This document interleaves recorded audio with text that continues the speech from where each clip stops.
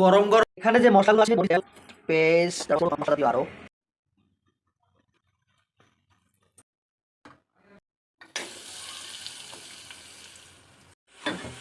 আদা ফ্রিজ হয়ে গেছে, একটু নরম হয়ে নিলেই আমি দিয়ে দেবো।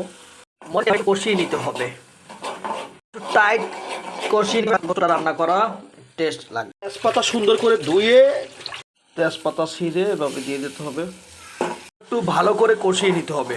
গোস্তগুলো ভালো করে ধুয়ে দিয়ে দিতে হবে।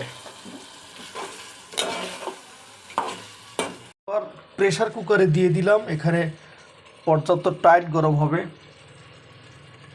এরপর কিছু আলু আছে, আলুগুলো দিয়ে দিলাম এভাবে। সর্বশেষ রান্না এখানেই শেষ, এখন উঠিয়ে নিব। সর্বশেষ রান্না করে আমার রান্নাটা একটু খেয়ে টেস্ট করে দেখলাম আসলে কেমন হয়েছে। সকলে আমার খাবারের প্রশংসা করে যাবেন অবশ্যই।